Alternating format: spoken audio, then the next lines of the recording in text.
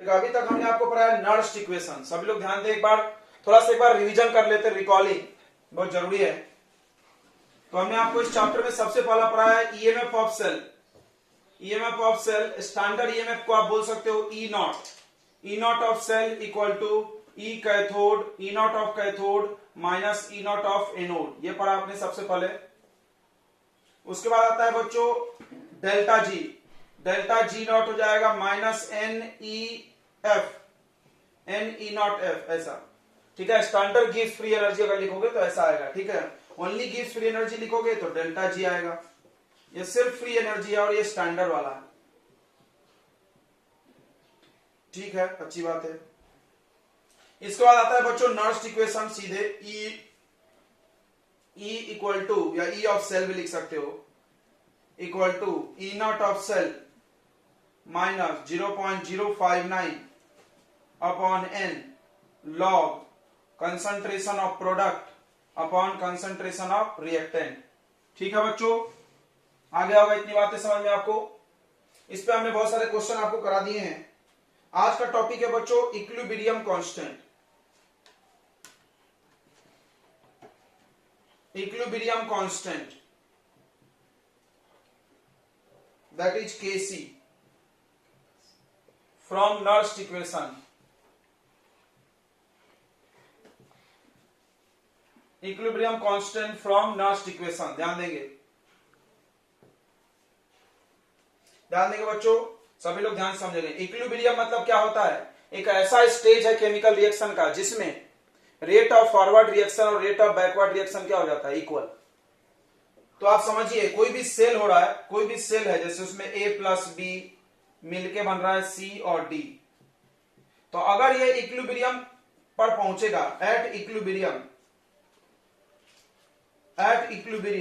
जब ये reaction equilibrium पे पहुंचता है उस वक्त आपको कंसंट्रेशन ऑफ ए या बी में कोई परिवर्तन नहीं दिखेगा। इसको हम लोग एक ऐसा एग्जांपल समझते हैं, जैसे आपके पास एक टंकी है, ध्यान समझना, आपके पास एक टंकी है और एक पानी इसमें भरा है, और इससे आपने यहां पाइप निकाला, यहां एक मोटर लगाया और पाइप वापस इसी में आपने डाल दिया। समझना ध्यान से, पाइप वापस आपने इसी में डाल दिया। इधर से पानी ये खींच रहा है और इधर से पानी डाल रहा है। क्या आपको पानी का लेवल कम होता हुआ दिखेगा? नहीं। बट क्या पानी कम हो रहा है? नहीं, चल नहीं रहा है, मोटर चल रहा है। यहां पर भी ये रिएक्शन चल रहा है, जितना आगे जा रहा है उतना पीछे आ रहा है, जितना पानी ये खींच रहा है उतना, जितना इन हो रहा है उतना आउट हो रहा है, जितना इन हो रहा है उतना आउट हो रहा है। तो सेम है, इसी हालत को इक्विलिब्रियम बोलते हैं रिएक्शन के अंदर। ठीक है, तो यहां पर भी at equilibrium there is no change in concentration, there is no change in concentration of reactants or products, there is no change in concentration of reactants or product। reactant और product में कोई concentration change बच्चों नहीं होता है। ठीक है, so इस वजह से E of cell 0 होता है। याद रखना, बहुत इंपॉर्टेंट बात बता रहे हैं, कोई 1 मार्क क्वेश्चन पूछ सकता है EMF of cell 0 क्यों होता है इक्विलिब्रियम के वक्त? ये लिखा है कारण, बिकॉज इक्विलिब्रियम पे पहुंचने के बाद रिएक्टेंट और प्रोडक्ट के कोई कंसंट्रेशन में परिवर्तन नहीं दिखता है, इसीलिए इक्विलिब्रियम के वक्त 0 हो जाता है। ठीक है, ई ऑफ सेल क्या हो जाता है बच्चों? 0 हो जाता है। ठीक है, आगे बढ़ते हैं। तो अब आप जी नर्स्ट इक्वेशन में इसको अप्लाई करिए। According to Nernst equation, Nernst equation में आप इसको डाल दीजिए। तो नर्स्ट इक्वेशन क्या बोल रहा है? ये लिखा हुआ देख लो आप, E of cell equal to E naught of cell minus 0.059 upon n log concentration of product upon concentration of reactant. ध्यान से सुनना, ये वाला वैल्यू 0 हो गया, तो 0 equal to E naught of cell minus 0.059 upon n log concentration of product upon reactant. ध्यान समझना, इस पूरे को उठा के इधर कर दो, पूरे को उठा के इधर कर दो, तो ये प्लस में हो जाएगा। ठीक है, ऐसा हो जाएगा। देखो, ई नॉट ऑफ सेल एक तरफ रहेगा और ये पूरा इधर चला जाएगा। ई नॉट ऑफ सेल एक तरफ रहेगा, ये पूरा इधर चला जाएगा। 0.059 upon n log concentration of product upon concentration of reactant. सभी लोग सुनेंगे, कोई भी रिएक्शन अगर इक्विलिब्रियम पे हो कोई भी रिएक्शन अगर इक्विलिब्रियम पे हो तो उसमें हम लोग इक्विलिब्रियम कांस्टेंट लिखते हैं, इक्विलिब्रियम कांस्टेंट, इक्विलिब्रियम कांस्टेंट। क्या होता है इक्विलिब्रियम कांस्टेंट? इसका सिंबल होता है केसी। कैसे लेते हैं? ऊपर में लेते हैं कंसंट्रेशन ऑफ प्रोडक्ट, ध्यान से सुनना, कंसंट्रेशन ऑफ प्रोडक्ट ऊपर लेते हैं और उसके बाद डिवाइड कर देते हैं कंसंट्रेशन ऑफ रिएक्टेंट से। ये सब पता होगा आपको, और सामने अगर कोई नंबर रहेगा तो पावर बनाएंगे। तो अब देखो, क्या ये concentration of product bye reactant को केसी लिखा जा सकता है? बिल्कुल बिल्कुल लिखा जा सकता है। E naught of cell equal to 0.059 upon n log Kc. बस हो गया, यही पढ़ना था और कुछ नहीं।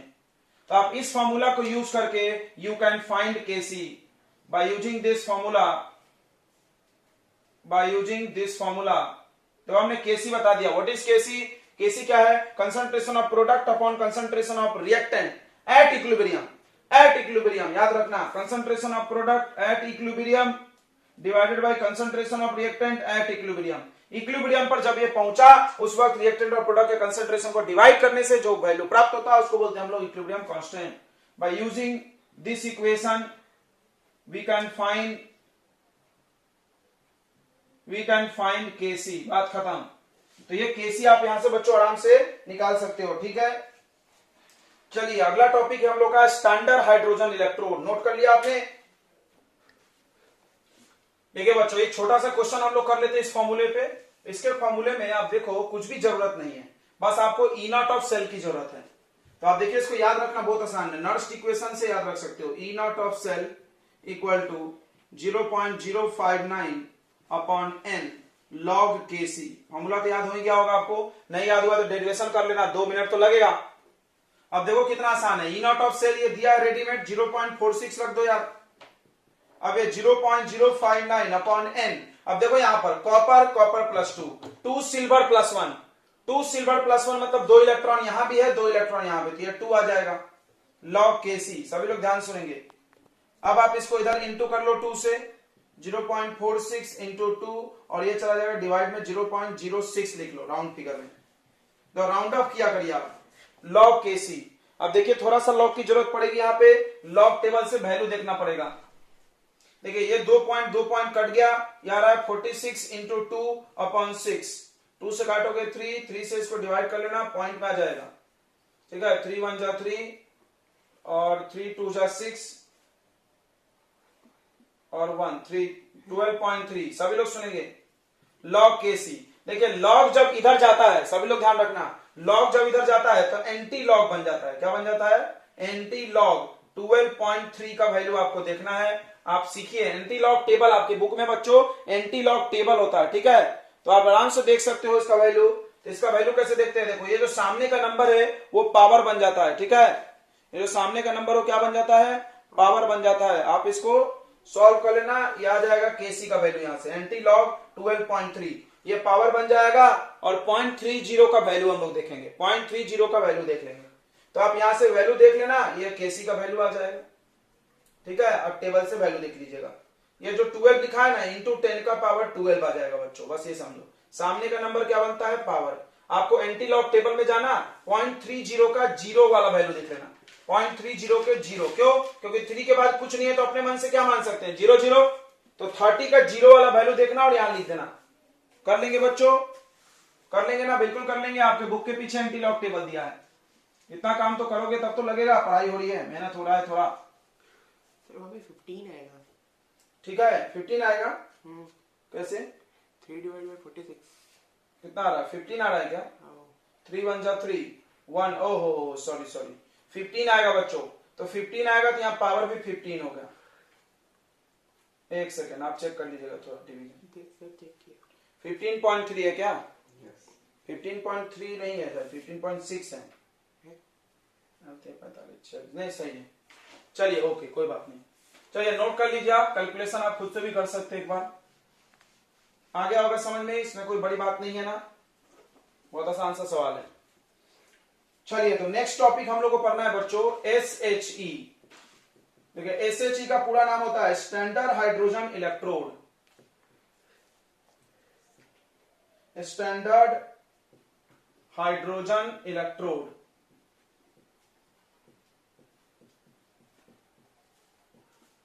इसको हम लोग नॉर्मल हाइड्रोजन इलेक्ट्रोड भी बोलते हैं। स्टैंडर्ड बोलो, नॉर्मल बोलो, नॉर्मल हाइड्रोजन इलेक्ट्रोड। इलेक्ट्रोड तो आपको समझता ही होगा ना, जो रॉड होता है जिससे इलेक्ट्रिसिटी पास होती है। तो आप लोग हाइड्रोजन का इलेक्ट्रोड बनाएंगे, ठीक है, हाइड्रोजन के इलेक्ट्रोड बनाएंगे। कैसा होता है थोड़ा इसका डायग्राम देख लो। देखो इसमें क्या करना है आपको, एक ट्यूब लेना है ऐसा, जिसका एक एंड पतला हो और दूसरा एंड क्या हो, ट्यूब का मोटा, ऐसे ओके, चारी जैसा।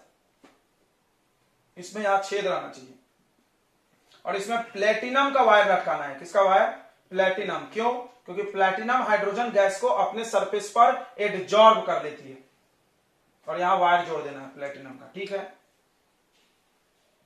अब यहां से आपको डालना है प्योर हाइड्रोजन गैस, जिसका प्रेशर रखना है आपको 1 atm STP। पढ़े हो ना, देखो स्टैंडर्ड लगा है, स्टैंडर्ड में याद करो प्रेशर कितना होना चाहिए 1 atm, कंसंट्रेशन 1 मोलर, ये सब याद होगा, टेम्परेचर कितना होगा।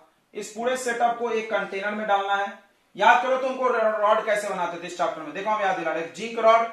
अगर रॉड जिंक का है तो यहां पर इलेक्ट्रोलाइट भी किसका होता था, ZnSO4। तो बताओ ये पूरे रॉड पे हाइड्रोजन गैस चिपका के, प्लेटिनम तो ऐसे नाम के लिए लगा है, देखो ये प्लेटिनम वायर है और ये प्लेटिनम का फॉयल है, प्लेटिनम फॉयल, पतली सी ऐसी परत जैसी। इन सब पे जाके कौन चिपक गया, हाइड्रोजन गैस का बबल, ठीक है। तो इस पे अगर आपने हाइड्रोजन का रॉड बनाया है तो एसिड भी रॉड का ही चाहिए, इलेक्ट्रोलाइट। फिर से जिंक का रॉड डालते हो तो ZnSO4 डालते हैं, कॉपर रॉड डालते तो CuSO4 डालते हैं। तो कोई बता सकता है हाइड्रोजन का रॉड डालोगे तो कौन सा इलेक्ट्रोलाइट डालोगे, गेस करो, क्या डालेंगे, 1 मोल H2SO4, वेरी गुड, 1 मोल H2SO4, 1 मोलर H2SO4। कितना टेम्परेचर रखोगे, 298 केल्विन, 25 डिग्री सेल्सियस। को बोला क्यों, क्योंकि स्टैंडर्ड कहानी है भाई, स्टैंडर्ड की बात कर रहे हैं हम लोग। बोलो इतनी बात समझ में आ गई। तो ये क्या है भाई, ये क्या है, स्टैंडर्ड हाइड्रोजन इलेक्ट्रोड क्या है, तो हाइड्रोजन गैस का इलेक्ट्रोड बना लो। कैसे बनाओगे, गैस का कैसे बनेगा रॉड यार, तो गैस का रॉड बनाना हम सिखा दिए, देख लो। तो इसमें क्या क्या करना है आपको, तो सबसे पहली बात आप जान लो क्या होता है ये, it is a gas ion electrode. Gas रहेगा और आयन रहेगा और उसके इलेक्ट्रोड बनेंगे। कैसा होता है, इसको लिखते कैसे, ऐसे देखो, H2 गैस है स्लैश H+ आयन है। H+ आयन है कि नहीं पानी में, ये तो है। H2SO4 में क्या प्रेजेंट है बताओ, H+ है कि नहीं है। कोई भी एसिड ले सकते हो, जनरली हम लोग ये लेते हैं, ठीक है। अगला सुनेंगे, ये जो स्टैंडर्ड हाइड्रोजन इलेक्ट्रोड है, स्टैंडर्ड हाइड्रोजन इलेक्ट्रोड जो है वो दोनों की तरह काम करता है। It can acts like both anode as well as cathode। ये एनोड भी बन सकता है और कैथोड भी बन सकता है। कैसे बन सकता है, कैसे बन सकता है देखते हैं हम लोग, देखेंगे ध्यान से। सबको पता है कि E नॉट ऑफ हाइड्रोजन कितना होता है, बताइए, बताया मैंने 10 बार, 0। Standard reduction potential SRP of hydrogen electrode, SRP of hydrogen electrode 0। SRP यानी स्टैंडर्ड रिडक्शन पोटेंशियल।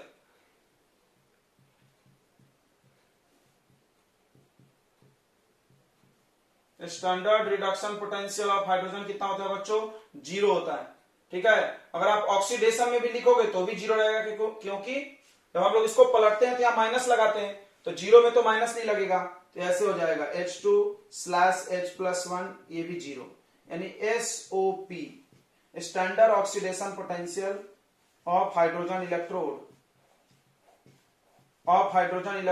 इज 0। सभी लोग ध्यान से सुनेंगे, ये दोनों 0 होता है। अब सुनो क्या फायदा होगा, देखो थोड़ा एक सेकंड इधर आइए, सभी लोग ध्यान दीजिए। आप याद करिए कि जिंक और कॉपर का तुमने बनाया था सेल, जिंक और कॉपर का सेल बनाए थे, ध्यान से समझना, ध्यान से। इसमें जिंक का E नॉट होता था, जिंक का E नॉट -0.76 और इसका E नॉट होता था 0.34। इसका ई नॉट ज्यादा था तो इसका रिडक्शन होता था, याद है? क्यों हमने बोला था? क्योंकि ई नॉट मतलब होता है रिडक्शन पोटेंशियल, तो जिसका रिडक्शन उसी का होगा जिसका ई नॉट क्या होगा, ज्यादा। अच्छा, इसका ई नॉट कम था, इसका ई नॉट कम था तो इसका क्या होता था, ऑक्सीडेशन। जिसका रिडक्शन होता था उसको क्या बोलते थे हम लोग, कैथोड, और जिसका ऑक्सीडेशन होता था उसको क्या बोलते थे, एनोड। अब सुनना मेरी बात, दिल से सुनना, दिल से सुनना तुम। मान लो हम, देखो, मान लो हमने हाइड्रोजन लिया और जिंक लिए, देखो बताओ कौन एनोड कैथोड बनेगा। हाइड्रोजन लिए और ये लिए, हाइड्रोजन का ई नॉट कितना है बताओ, 0। इसका ई नॉट कितना है बताओ, -0.76। कौन ज्यादा है, 0, और इसमें कौन ज्यादा है, ये ज्यादा है। वेरी गुड, वेरी गुड, ये ज्यादा है। जो ज्यादा होता है उसका क्या होता है, जो ज्यादा होता है उसका क्या होता है, जल्दी बोलो। ओह सॉरी सॉरी, जो ज्यादा होता है उसका क्या होता है, रिडक्शन। कैसे याद रहेगा, नाम याद करो, नाम, reduction potential, reduction potential. Reduction होगा तो ये क्या बनेगा, एनोड की कैथोड, जल्दी से बोलो। एनोड बने कैथोड, कैथोड बनेगा। क्या बात है, यानी तुमने हाइड्रोजन को जब जिंक के साथ लगाया तो कैथोड बन गया, बल्ले बल्ले। अब एक चीज और देख ले, इधर मिटाते हैं। मान लो हमने हाइड्रोजन को लगा दिया कॉपर के साथ, बताओ इसका ई नॉट कितना है, 0। इसका ई नॉट कितना है बच्चों, 0.34। कौन कैथोड कौन एनोड, देखते हैं कौन बता रहा है, कौन कैथोड कौन एनोड, जल्दी बोलो। कौन कैथोड कौन एनोड, हाइड्रोजन कैथोड बोल रहा है एक बच्चा, हाइड्रोजन कैथोड बोल रहा है, देख लिया जाए क्या। जो ज्यादा होगा, ज्यादा कौन है भाई, ये ज्यादा है। कैसे बोल रहे हो भाई, क्या यार इतना पढ़ा है फिर भी गलत बोल रहे हो। ये ज्यादा है, ज्यादा है तो रिडक्शन होगा, क्योंकि इसका नाम रिडक्शन पोटेंशियल होता है। ई का नाम रिडक्शन पोटेंशियल होता है, हमेशा दिमाग में गूंजना चाहिए। रिडक्शन पोटेंशियल, तो इसका रिडक्शन होगा, रिडक्शन होगा वो कैथोड, और ये बना एनोड। तो देखो यहां पर हाइड्रोजन क्या बन रहा था, कैथोड, और यहां पर क्या बन रहा है, हाइड्रोजन, एनोड। बोलो किसको किसको समझ में नहीं आया, कोई है जिसको समझ में नहीं आया, डबल समझने की जरूरत है। देखिए ई की वैल्यू देख करके डिसाइड होता है एनोड कौन बनेगा, कैथोड कौन बनेगा, दिमाग में डाल लो। ई की वैल्यू देख करके डिसाइड होता है कि एनोड कौन बनेगा और कैथोड कौन बनेगा। तो आपने देखा कि हाइड्रोजन को अगर हम जिंक के साथ डाले तो जिसका ई, क्यों हम ऐसा बोल रहे हैं, सोचो ना, ई का नाम होता है रिडक्शन पोटेंशियल, लिखा है स्टैंडर्ड रिडक्शन पोटेंशियल नाम है। रिड्यूस होने की क्षमता हमेशा दिमाग में घूमना चाहिए। तो जिसकी ई ज्यादा है वो रिड्यूस होगा, रिड्यूस होगा तो भाई कैथोड बनेगा, सिंपल। यहां पर ई ज्यादा इसका है तो ये रिड्यूस होगा तो कैथोड बनेगा। यहां पर ये ऑक्सीडाइज हुआ, एनोड बना। ये रिड्यूस हुआ तो ऑक्सीडाइज होगा। दोनों रिड्यूस नहीं हो सकता, दोनों ऑक्सीडाइज भी नहीं हो सकता। तो इस तरह से आपको ये लाइन का मतलब समझ गया होगा, it can act as both, ये दोनों की तरह काम कर सकता है, एनोड भी बन सकता है और कैथोड भी बन सकता है। सबको समझ में आया कि नहीं आया, बोलिए। अगला पॉइंट सुनेंगे, कंस्ट्रक्शन क्या क्या है इसमें। कंस्ट्रक्शन पेपर में आता है, कंस्ट्रक्शन में क्या क्या है। तो इसमें एक यू शेप का ट्यूब है, इन्वर्टेड यू शेप ट्यूब, एक इन्वर्टेड यू शेप का ट्यूब है, ठीक है। और क्या क्या यूज हुआ है, प्लैटिनम वायर यूज किया हमने, प्लैटिनम वायर यूज किए हैं। Why, because platinum is good absorber of hydrogen gas. Hydrogen gas को अच्छे से एब्जॉर्ब करता है। उसके बाद प्लैटिनम का फॉयल यूज किए हैं, कोटेड विथ प्लैटिनम ब्लैक, पूरा प्लैटिनम बना दिया हमने, दिख रहा है, प्लैटिनम ब्लैक, ठीक है। उसके बाद आपको हाइड्रोजन गैस पास करना है, hydrogen gas passes through this tube,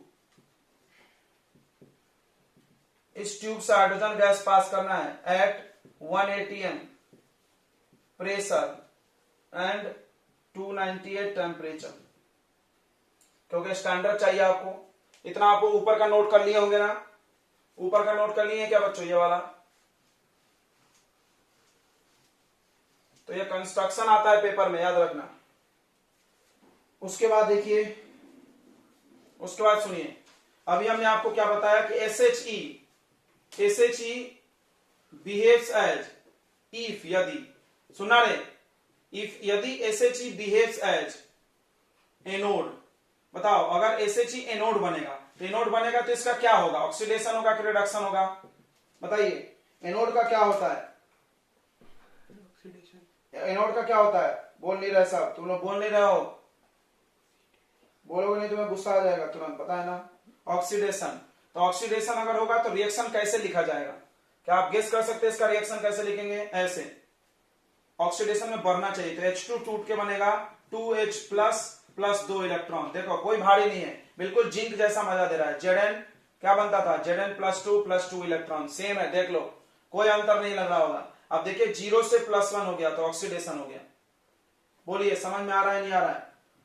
और अगर SHE बिहेव्स एज कैथोड, मान लो SHE कैथोड बना तो फिर क्या होगा? इसका रिडक्शन होगा। फिर क्या होगा? रिडक्शन। बोल नहीं रहे तुम लोग। इसका सिंबल कैसे बनाओगे? सिंबल कैसे बनाते हैं? देखो तो ऐसे बनाते हैं, देखना इसका सिंबल तुमको बहुत मिला है। पीटी लिखते हैं। पीटी क्यों लिखते हैं? क्योंकि प्लेटिनम वायर लगा हुआ है। देखो अब तुमको समझेगा, बहुत बार मिला है। पीटी लिखते हैं, फिर स्लैश लगाते हैं, फिर H2 लिखते हैं, फिर गैस लिखते हैं, मतलब प्लैटिनम पर हाइड्रोजन गैस डाला गया। फिर स्लैश लिखते हैं और लिख देंगे H+1 और एक्वस लिख सकते हैं। बोलिए किसको किसको सिंबल समझ में आ गया? आ गया समझ में कि नहीं आ गया? यहां पर ब्रैकेट में कोई 1 atm भी डाल सकता है, प्रेशर या 1 बार। बोलिए बच्चों आया समझ में? ऐसा आपने सिंबल देखा है ना इसका? अब देखो अगला SHE यानी standard hydrogen electrode behaves as cathode. तो बताइए कैथोड होगा तो इसका कौन सा रिएक्शन होगा? बताइए बच्चों, कैथोड होगा तो इसका कौन सा रिएक्शन होगा? रिडक्शन होगा। तो आप गेस करिए कि रिएक्शन कैसे लिखेंगे? रिएक्शन कैसे लिखेंगे? रिएक्शन कैसे लिखोगे? कोई बता रहा है रिएक्शन कैसे लिखोगे? जल्दी बताओ बच्चों, रिएक्शन कैसे लिखेंगे? अरे यार बोलो जल्दी, इतना आसान है। क्या करेंगे रिएक्शन के लिए? ऑक्सीडेशन होगा तो ऐसा लिखना है, H2 से 2H प्लस बनेगा 2 इलेक्ट्रॉन। देख लो तो रिडक्शन के लिए क्या करोगे? रिडक्शन के लिए क्या करोगे बच्चों? उल्टा कर देंगे। उल्टा कर देंगे। बोलिए, इतना बोलना नहीं पड़ता, एक वर्ड में काम हो जाता है। उल्टा नहीं कर देंगे। कोई भी रिएक्शन ऐसे ऑक्सीडेशन है तो ऐसा उल्टा करेंगे तो क्या हो जाएगा? रिडक्शन। इतने दिन से पढ़ रहे हो चैप्टर, आपको अभी तक ये नहीं समझ रहा है क्या? दो तो +1 चार्ज है, +1 चार्ज है और इससे क्या बन गया? H2। देखो यहां पर +1 से 0। बताइए इसका सिंबल कैसे बनाएंगे? सिंबल इसका कैसे बनाएंगे? रिडक्शन में बनाएंगे। कैसे बनाएंगे? H प्लस लिखेंगे, एक्वस, फिर स्लैश H2 लिखेंगे, फिर स्लैश H2 में हम लोग चाहे तो भी लिख सकते हैं 1 atm या 1 बार, फिर स्लैश प्लैटिनम रॉड लिखेंगे।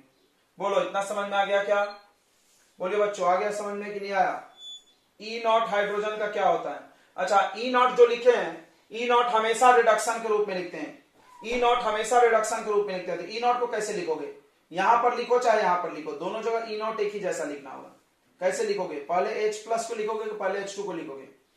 जल्दी बोलो बच्चों, कैसे लिखेंगे? जल्दी बताओ।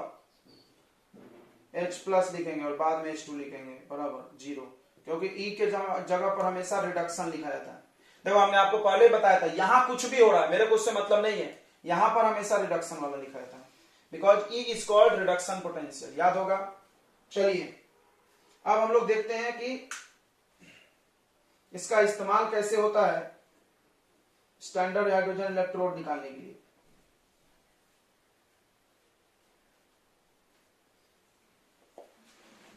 चलिए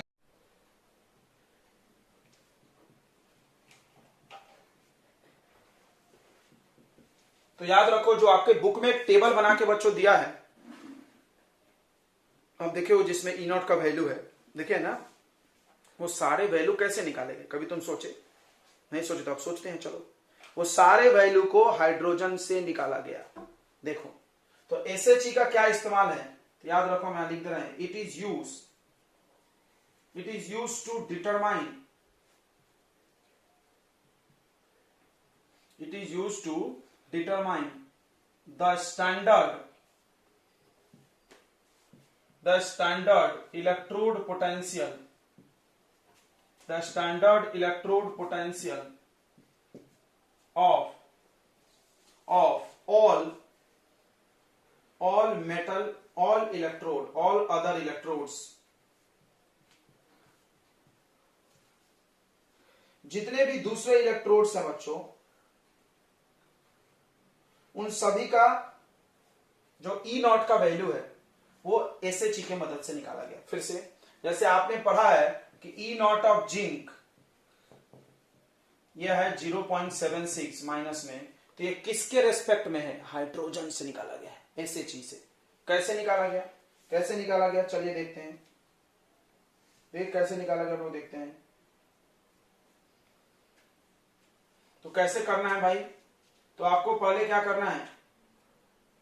आपको क्या करना है, ध्यान सुनेंगे। Connect metal electrode, connect metal electrode with SHE to form galvanic cell।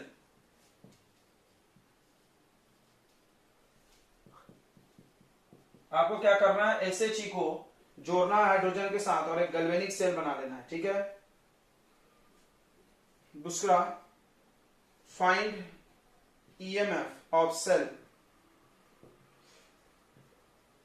Bye using volt metre.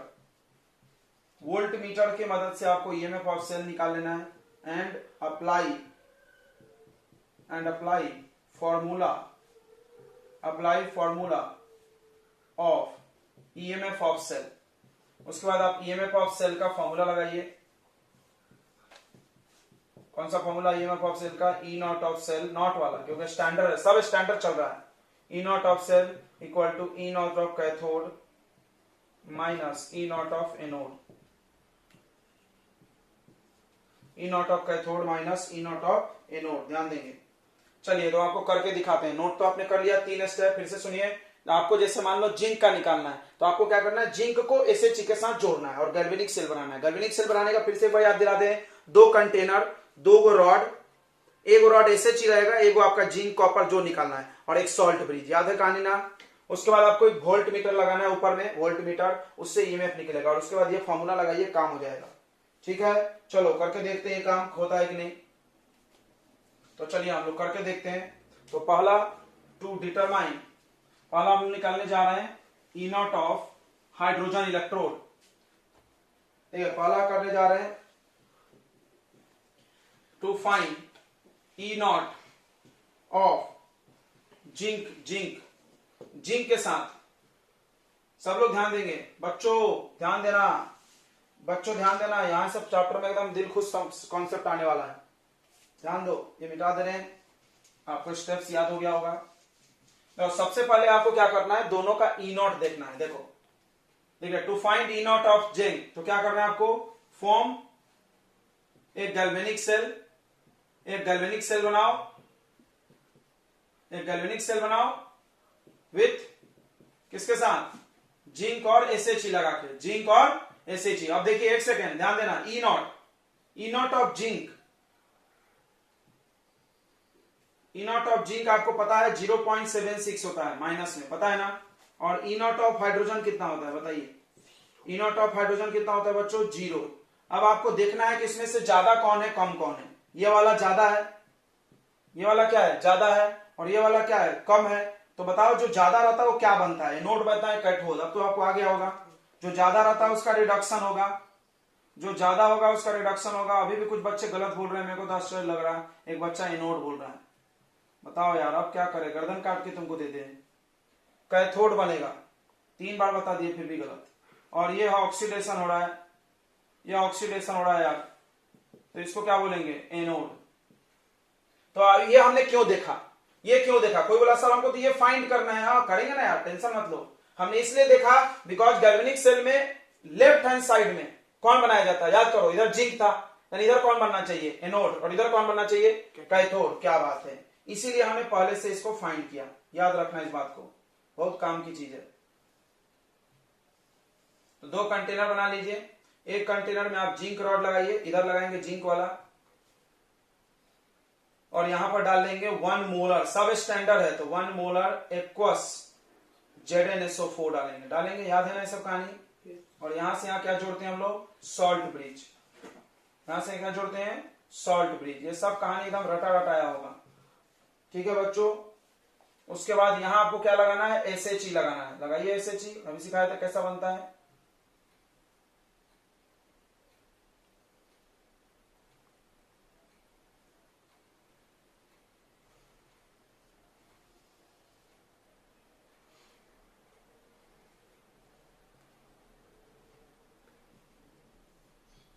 यहां वोल्ट मीटर लगाएंगे।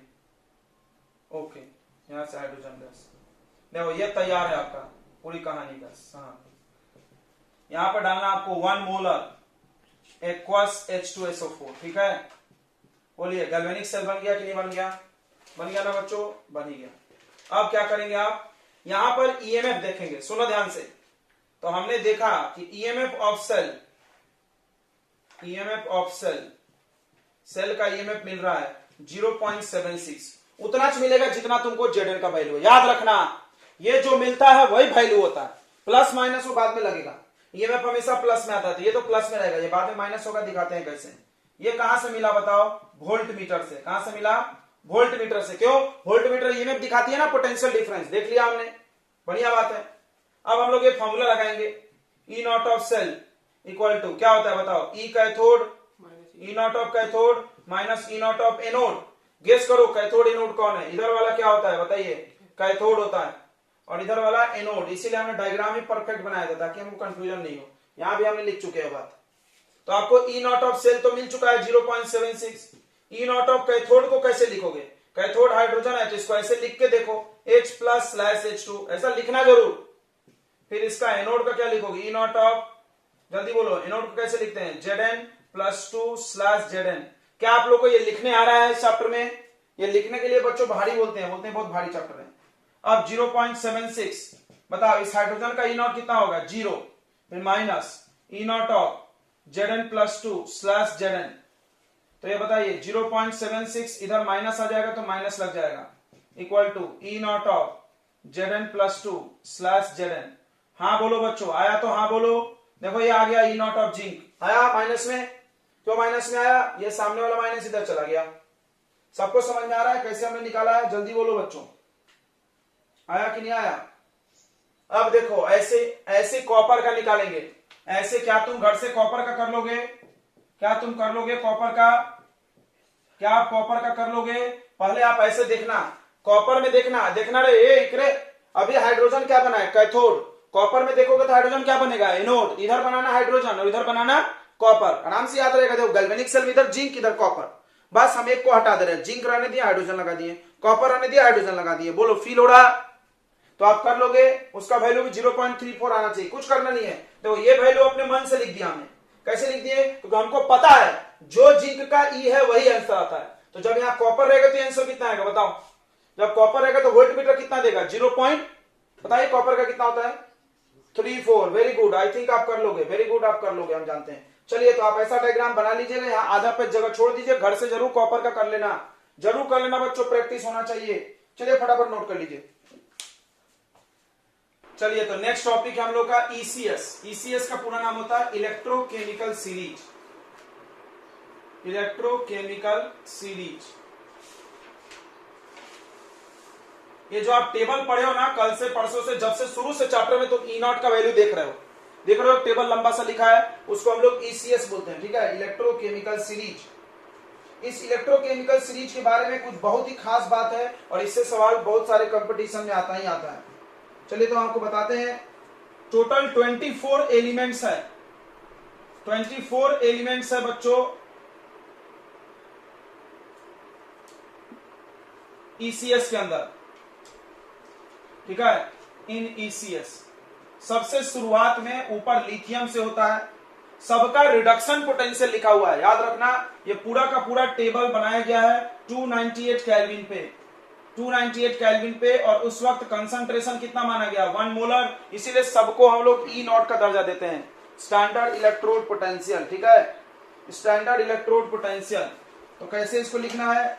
तो आपको देखना है इनका रिडक्शन कैसे हो रहा है, देखना इनका रिडक्शन कैसे हो रहा है, इनका सिंबल क्या होगा और इनका एसआरपी क्या होगा? एसआरपी, स्टैंडर्ड रिडक्शन पोटेंशियल, यानी नॉट। तो सबसे ऊपर आता है बच्चों लिथियम। तो लिथियम को कैसे लिखोगे कि रिडक्शन होगा? देखना ध्यान से। तो लिथियम का लिखोगे Li+1, Li+1 को एक इलेक्ट्रॉन दे दो तो +1 से क्या हो जाएगा? Li। देखो यहां पर +1 से 0 हो गया, +1 से 0 हो गया, ऑक्सीडेशन नंबर घट गया, तो क्या होता है? रिडक्शन। इसका सिंबल कैसे आएगा? ऐसा आएगा, देखो ई नॉट ऑफ Li+1/Li, और इसका वैल्यू सबसे कम होता है इसका वैल्यू सबसे कम होता है बच्चों माइनस, ये होता है बताइए कितना, माइनस, वैल्यू याद नहीं करना है आपको, वैल्यू याद नहीं करना है बिकॉज ये दिया रहता है, बस हम आपको बता रहे हैं सबसे मिनिमम होता है, यहां लिख देते हैं सबसे मिनिमम,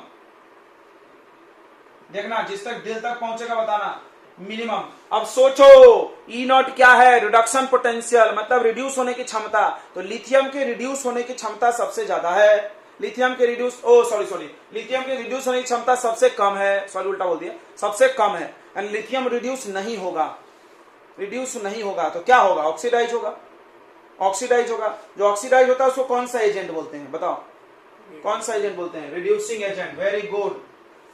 तो सबसे स्ट्रॉन्गेस्ट रिड्यूसिंग एजेंट पेपर में आ गया लिथियम, बोलो धाकड़ है कि नहीं है, अभी और धाकड़ सिखाएंगे हम, तुम टेंशन मत लो, बस तुम हाँ हाँ बोलते जाओ। लिथियम सबसे ऊपर है, सबसे कम उसका ई नॉट है, और आप ई नॉट को फील करना, रिड्यूस होने की क्षमता, रिड्यूस होने की क्षमता कम है मतलब नहीं होता रिड्यूस, ऑक्सीडाइज होता है, ठीक है। उसके नीचे आप आ जाइए, तो इसको याद करने का भी ट्रिक हम बता देंगे, लिथियम के काका, सुने हो, लिथियम के काका नाना मामा, देखो लिथियम के काका नाना मामा, देख रहे हो आ गए सब लिथियम के रिश्तेदार, और बताते हैं रुक जाओ, अब सबको लिख लो रिडक्शन में, तो एक इलेक्ट्रॉन दे दो तो ये आ गया ऐसा, कैल्शियम +2, 2 इलेक्ट्रॉन दे दो तो कैल्शियम, Na+1, 1 इलेक्ट्रॉन दे दो तो Na, पूरा एकदम फील होना चाहिए, Mg+2, पूरा टेबले बना देंगे, एनसीईआरटी बना लेंगे हम लोग अपने कॉपी को, Mg। अब बताओ इस सबका ई नॉट कैसे लिखोगे, ऐसे लिखोगे ई नॉट ऑफ K+1/K, इसका ई नॉट कैसे लिखोगे, ई नॉट ऑफ, एकदम आ जाना चाहिए, रट रट आ जाना चाहिए कि सर हाँ को आ गया। अब वैल्यू नहीं लिखेंगे, वैल्यू नहीं लिखेंगे रे बाबा, कौन लिख के पगलाते रहेगा, ऐसे भी देख के लिखना, बस ये लिखने का फीलिंग आना चाहिए, ई नॉट ऑफ Mg+2/Mg, ठीक है। तो आपको फील हो गया ना, ऐसे आप जाते जाओगे तो लिथियम के काका नाना, उसके बाद एल्यूमिनियम आता है, उसके बाद बच्चों आता है जिंक, जिंक आता है, यहां से तो लाला केदारनाथ का माली भी आ रहा है ना, आलू जरा फीके से पकाता है, याद है, बट बीच में इसमें बहुत सारा ऐड हो जाएगा, चलो वहां तक ठीक है, फीके से लाला केदारनाथ, नाथ गड़बड़ हो गया थोड़ा, ये ऊपर नीचे हो गया, नहीं कैल्शियम और सोडियम ऊपर नीचे हो गया क्या, आप बुक में देख लीजिए एक बार, लाला केदारनाथ का माली आलू जरा फीके से पकाता है, ऐसा है ना। इसमें क्रोमियम भी आ रहा है, क्रोमियम भी आ रहा है, आयरन भी आ रहा है, कोबाल्ट आ रहा है, निकल आ रहा है, बहुत सारा थोड़ा एक्स्ट्रा हो गया, टीन, लीड, देखना बच्चों लाइन से आप लिखते जाओ, हम ऐसे लिख रहे हैं। फिर H+ आएगा, H+ का ई नॉट क्या है, जल्दी बोलो, H+ का ई नॉट क्या है, 0, यहां लिख रहे हैं, H+ का ई नॉट 0, सुनो, तो H+ के जितने लोग ऊपर है सब निगेटिव है, सब निगेटिव, निगेटिव मतलब इनका ऑक्सीडेशन रिडक्शन पोटेंशियल कम है, वो रिड्यूस होना नहीं चाहते, वो रिड्यूस होना नहीं चाहते हैं, समझ में आ रहा, रिड्यूस होना नहीं चाहते, रिडक्शन पोटेंशियल कम है, वो ऑक्सीडाइज होंगे। उसके बाद जो आएंगे, इसके बाद आएंगे बच्चों, तो H+ आया, H+ के बाद आता है कॉपर, उसके बाद OH-, उसके बाद Hg+2, उसके बाद सिल्वर आता है, अब ध्यान से देख लीजिए, फिर NO3 आता है, देखना NO3 भी आ रहा है, फिर OH- वाटर, ये वाटर आया है, फिर क्लोरीन, फिर SO4, और सबसे नीचे फ्लोरीन आता है।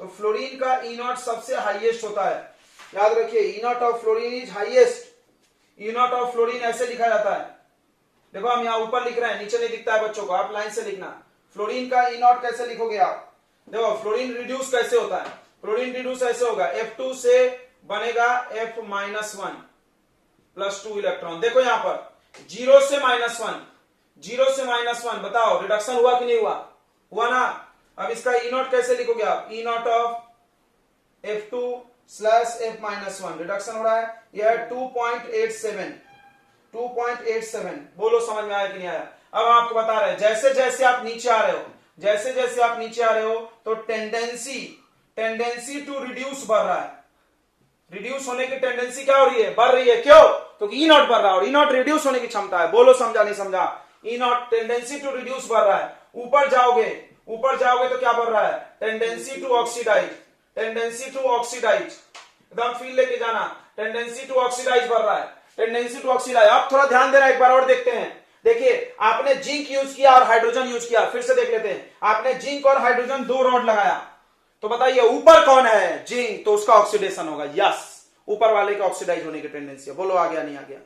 अब आपने हाइड्रोजन लगाया, कॉपर लगाया, ऊपर कौन है? हाइड्रोजन, तो ऑक्सीडाइज होगा, इनोड बनेगा। बोलो आ गया नहीं आ गया? जो नीचे हो टेंडेंसी टू रिड्यूस है।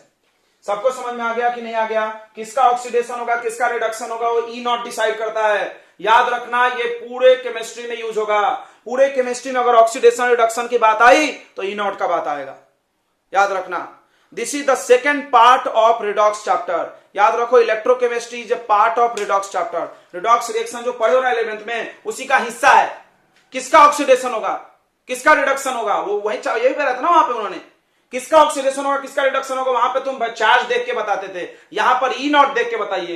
ई नॉट जिसका ज्यादा होगा उसका रिडक्शन होगा, जिसका ई नॉट कम होगा उसका ऑक्सीडेशन होगा। बोलो समझ में आ गया कि नहीं? जो ऊपर होगा सीरीज में उसका ऑक्सीडेशन होगा, जो नीचे होगा उसका रिडक्शन होगा। ज्यादा कम याद रखना। सबसे पावरफुल ऑक्सीडाइजिंग एजेंट, बोलो सबसे पावरफुल ऑक्सीडाइजिंग एजेंट कौन है जो बता रहा है?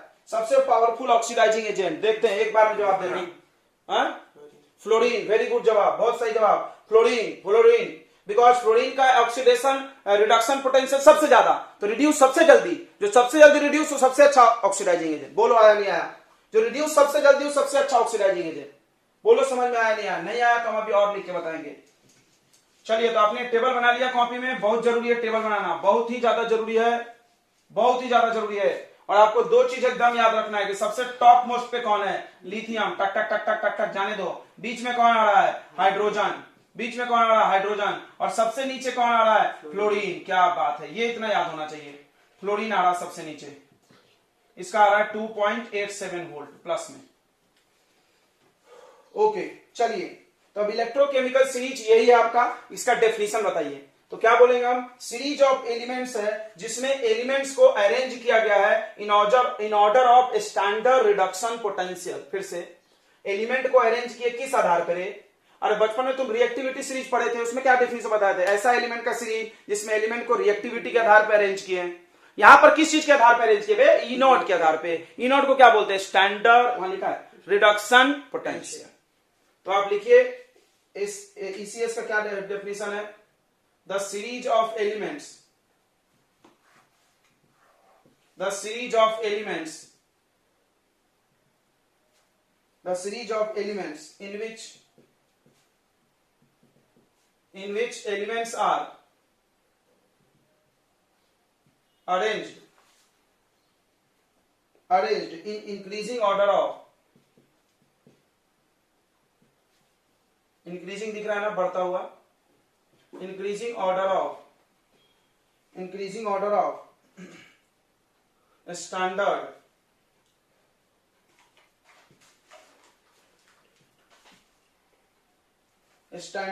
reduction potential,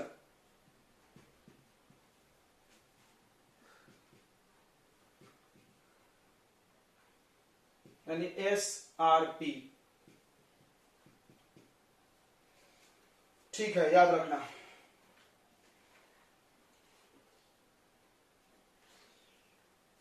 चलिए आप देखते हैं हम लोग कैरेक्टरिस्टिक्स ऑफ ईसीएस। ईसीएस का कैरेक्टरिस्टिक्स देखेंगे। आप बस दो बातें दिमाग में रखिए। रुको, कैरेक्टरिस्टिक लिखने से पहले एक बात ध्यान सुनो। क्या क्या? इधर ध्यान दो। द एलिमेंट, इधर देखेंगे रे, द एलिमेंट, हाँ और सॉरी, एसआरपी। एसआरपी समझ में आ रहा है ना? चलेगा ना? एसआरपी यानी ई नॉट। एसआरपी ऑफ हाइड्रोजन कितना होता है बताओ? 0। उसके बाद जो हाइड्रोजन से ज्यादा रिएक्टिव है, जो मेटल, सुन लेंगे, जो मेटल हाइड्रोजन से ज्यादा रिएक्टिव है उसका बताओ निगेटिव है कि पॉजिटिव? उसका निगेटिव है कि पॉजिटिव? हाइड्रोजन से ज्यादा रिएक्टिव है, उसका ई नॉट कितना है? कोई बोल नहीं रहा है। उसका ई नॉट कैसा है? निगेटिव है बच्चों, उसका ई नॉट निगेटिव है। ठीक है। और जो एलिमेंट का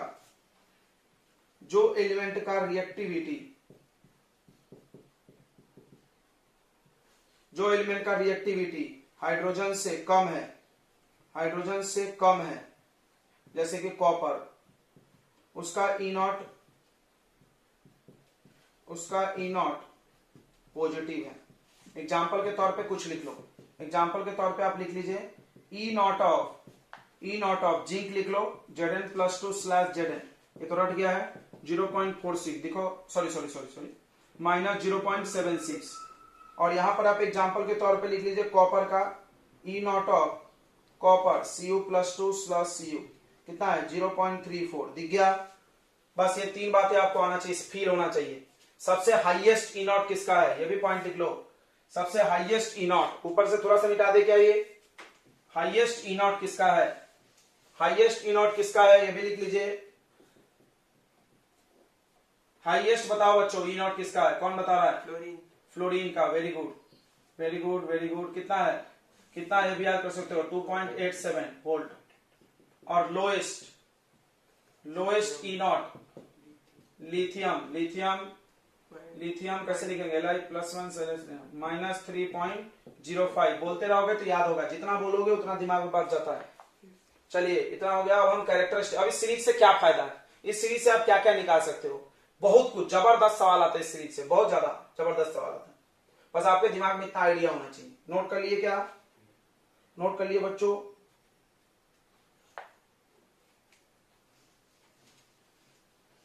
अच्छी बात है, नोट कर लिए तो। चलिए अब आते हैं इस सीरीज के कैरेक्टरिस्टिक्स पे। अब आते हैं हम लोग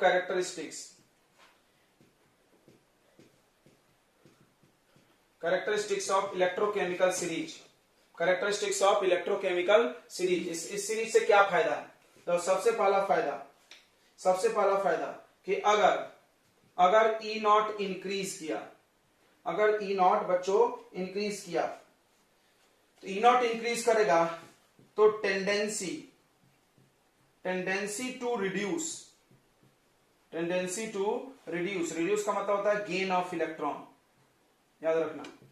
गेन ऑफ इलेक्ट्रॉन मतलब रिडक्शन और लॉस ऑफ इलेक्ट्रॉन मतलब oxidation. Tendency to reduce increase होगा, यहां थोड़ा मिटा दे, इसको जगह मिल जाएगा कोई लिखने के लिए। Tendency to reduce increases, tendency to reduce increase होगा बच्चों, टेंडेंसी टू रिड्यूस इंक्रीज होगा। ठीक है, बताइए आ रहा है इतनी बात समझ में कि नहीं आ रहा? टेंडेंसी टू रिड्यूस इंक्रीज होगा। अब बताइए रिड्यूस होने की क्षमता बढ़ेगी तो पावर ऑफ कौन सा एजेंट बढ़ेगा, ऑक्सीडाइजिंग की रिड्यूसिंग? पावर ऑफ कौन सा एजेंट? ऑक्सीडाइजिंग एजेंट, बहुत अच्छा। Power of oxidising agent increases, power of oxidising agent बढ़ेगा, ध्यान रखना। पावर ऑफ ऑक्सीडाइजिंग एजेंट बढ़ेगा बच्चों, बहुत इंपॉर्टेंट बात है ये सब, ध्यान रखो। हम आपको एक क्वेश्चन पूछ रहे हैं, देखिए एक क्वेश्चन आप देख लीजिए, इस पे एक क्वेश्चन करके देखिए। क्वेश्चन क्या था, ई नॉट ऑफ Cr+3। ये देखना एनसीईआरटी में ऐसे क्वेश्चन दिए हैं शुरू में।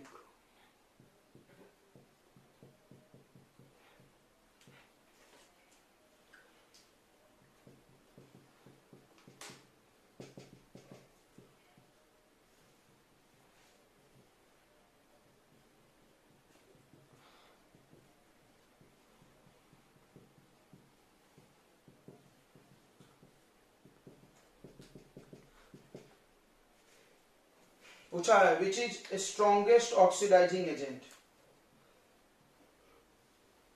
Strongest oxidising agent. चलिए पूछा है, बहुत आसान है, एक बार में बता दोगे, 4 ऑप्शन दिए हैं इसके। तो फिर से देखते हैं, ऑक्सीडाइजिंग एजेंट होने के लिए क्या होना चाहिए, क्या होना जरूरी है? ऑक्सीडाइज होना कि रिड्यूस होना? रिडक्शन होना जरूरी है, रिडक्शन के लिए ई नॉट क्या होना चाहिए? ई नॉट मोर होना चाहिए कि लेस होना चाहिए? ई नॉट ज्यादा होना चाहिए। बस तो सवाल तो तुम बना लिया यार। अब ई नॉट मोर खोजो, मोर आया ई नॉट ये है मोर। ओहो सॉरी 1.3 से ज्यादा ये है, तो ये सबसे मोर है। तो ई नॉट ऑफ Mn तो स्ट्रॉन्गेस्ट ऑक्सीडाइजिंग एजेंट हो गया आपका।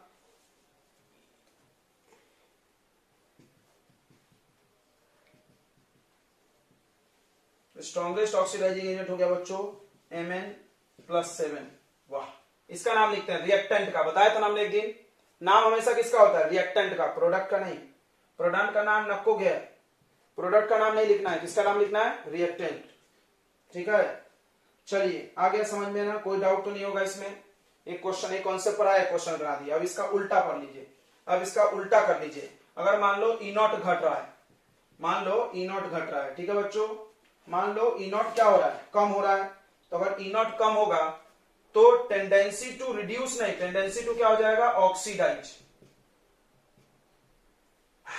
नीचे आने पर ई नॉट कम हो रहा था क्या? नहीं, ऊपर जाने पर कम हो रहा था, नीचे आने तो बढ़ रहा था।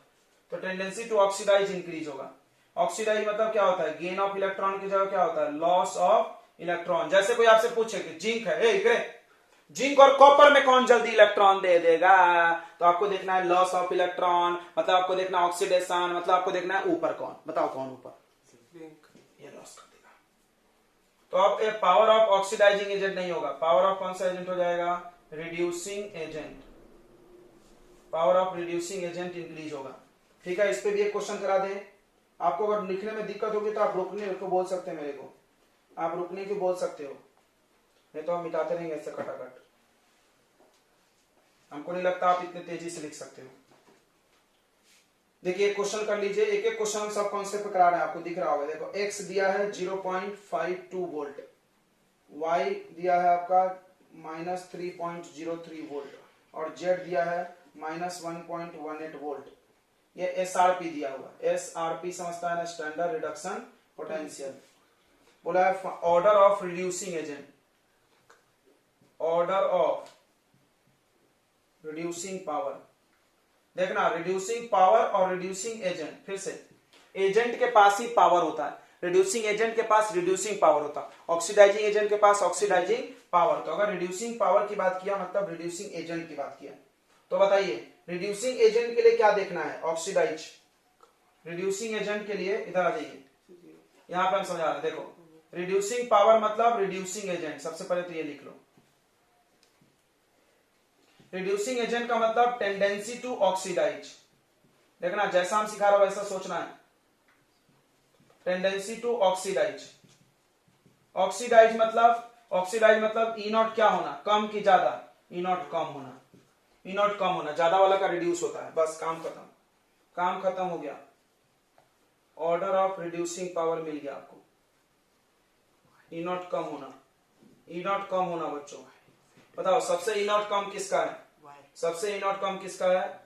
y का सबसे कम है, तो y सबसे पावरफुल रिड्यूसिंग होगा। फिर उसके बाद आता है z और उससे कम x। बोलो सबको समझ में आ गया ना? क्वेश्चन समझ में आ रहा है? कॉन्सेप्ट पे क्वेश्चन बना रहे हैं तो आ रहा है कि नहीं आ रहा है? चलिए आगे बढ़ते हैं अगला प्रॉपर्टी पे। अगला कैरेक्टरिस्टिक सेकंड था ये। थर्ड नंबर क्या है? More value of E not. जिसका ई नॉट ज्यादा, फिर से सोच लो एक बार, जिसका ई नॉट ज्यादा वो रिड्यूस ज्यादा, तो कौन सा एजेंट अच्छा होगा? ऑक्सीडाइजिंग की रिड्यूसिंग? बेटर कौन सा होगा? बेटर कौन सा होगा? जल्दी बोलो, बेटर कौन सा होगा रे? ई नॉट ज्यादा तो क्या होगा? कौन सा? ऑक्सीडाइजिंग की रिड्यूसिंग? सोच के बताइए। Oxidising, very good. बाकी लोग भी सोच ही रहा है। तो एजेंट जब लग जाए तो उल्टा बोलना है पगलो, ऐसा याद रखो ना। कब चलेगा माथा इधर, कब ठनकेगा? ई नॉट मतलब रिड्यूसिंग पावर, ठीक है, रिड्यूस होने की एबिलिटी। लेकिन हमें एजेंट चाहिए तो हम उल्टा बोलेंगे, ठीक है। Oxidising agent, better oxidising. तो बताओ सबसे बेस्ट ऑक्सीडाइजिंग एजेंट कौन है? That is fluorine is best oxidising agent. सही है कि नहीं? सही है बच्चों, क्योंकि फ्लोरीन का ई नॉट क्या है? सबसे ज्यादा है, सबसे ज्यादा है। अगला lesser value of E naught. अगर ई नॉट का वैल्यू कम रहेगा, ई नॉट का वैल्यू कम रहेगा तो क्या बनेगा? बेटर क्या बनेगा? बेटर क्या बनेगा? Reducing agent. बताओ सबसे अच्छा रिड्यूसिंग एजेंट का नाम? सबसे अच्छा reducing agent lithium. Lithium is best reducing agent.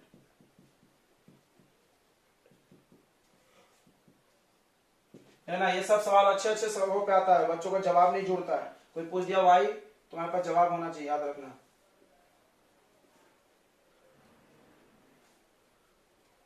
चलिए आगे बढ़ते हैं। अगला एनसीईआरटी का पहला क्वेश्चन अगर तुम देखोगे तो उन्होंने पूछा है कौन किसको डिस्प्लेस करेगा। याद है ना, हमने छोड़वा दिया था 1 2 3। अब आप आज के बाद बना सकते हो जाके।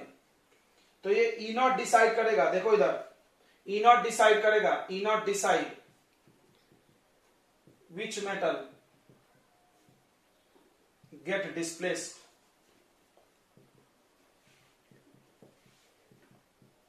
यानी डिस्प्लेसमेंट रिएक्शन ये डिसाइड करता है। देखना कैसे है, इकरे जैसे तुमने जिंक मेटल डाला CuSO4 में, तो आपको क्या देखना है, ई नॉट दोनों का देखना है। ई नॉट ऑफ जिंक देखो, ई नॉट ऑफ जिंक देखो बच्चों, ई नॉट ऑफ जिंक होगा -0.76 और ई नॉट ऑफ Cu+2/Cu तो ये क्या होगा बताओ, 0.34। जिसका ज्यादा है उसका रिडक्शन होना चाहिए, बस हम इतना पढ़े हो तुम, राइट। जिसका ज्यादा है उसका रिडक्शन होना चाहिए। इस रिएक्शन में रिडक्शन होना चाहिए कॉपर का। तो अब देखो यहां पर जिंक से अगर मान लो इसने इसको हटा दिया तो क्या बन जाएगा, ZnSO4 + Cu। थोड़ा कॉपर का देखो, कॉपर यहां पर कितना चार्ज था +2, यहां पर कितना हुआ 0।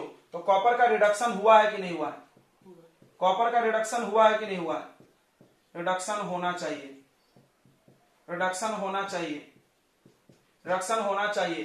तो आप देखिए कॉपर का रिडक्शन हुआ है, तो ये संभव है, संभव है मतलब ट्रू है, ट्रू मतलब जिंक डिस्प्लेस कॉपर, ये बात सही है। अगला सुनना, देखना दिल घूम जाएगा तुम्हारा। अब आप कॉपर डाल दो ZnSO4 में, देखना समझेगा खुद ही। तो ये अगर मान लो हुआ तो ये ऐसा हुआ। अभी देखो यहां पर कॉपर 0 से +2, यहां पर तो कॉपर का ऑक्सीडेशन हो गया रे, ऐसा नहीं होना चाहिए। क्या बोला था हमने, कॉपर का रिडक्शन होना मांगता, ये तो नॉट पॉसिबल, ये तो पॉसिबल ना को है। क्यों नहीं ये बताओ, क्योंकि जिंक का क्या हो गया यहां पर ऑक्सीडेशन, होना क्या चाहिए था जिंक का रिडक्शन। क्यों, क्योंकि भाई इसका यूनिट ज्यादा है, काम खत्म। बोलो समझ गया। तो आप पहला क्वेश्चन एनसीईआरटी का जरूर आज बना लीजिएगा, वहां ये पूछा है ये इसको डिस्प्लेस करेगा कि नहीं, वो उसको डिस्प्लेस करेगा कि नहीं। ठीक है, तो आप ई नॉट देख लो ध्यान से। कम ई नॉट वाला जाके ज्यादा ई नॉट वाले को हटा देगा, कम ई नॉट वाला जाके ज्यादा ई नॉट वाले को हटा देगा, कम ई नॉट वाला जाके, लिख लो इसको हिंदी में, कम ई नॉट वाला ज्यादा ई नॉट वाले को हटा देगा, कम ई नॉट वाला ज्यादा ई नॉट को हटा देगा। अच्छा, उसके बाद क्वेश्चन नंबर 3.2 भी एनसीईआरटी बना सकते हो। उन्होंने पूछा है power of reducing power. NCERT का आप होमवर्क 3.1, 3.2, 3.3 इतना हमने शायद छुड़वाए थे क्या, 3.4 बनवाया था, 3.4 समय। तो अब आप कर सकते हो, अब आप इस क्वेश्चन को कर सकते हो आज के बाद। ठीक है, आज होमवर्क में ही करिएगा, बन जाएगा। चलिए, तो 4-5 यूज हो गया। कम ई नॉट वाला जाके ज्यादा ई नॉट वाले को हटा देगा, काम खत्म। पांचवा सुनिए, छठा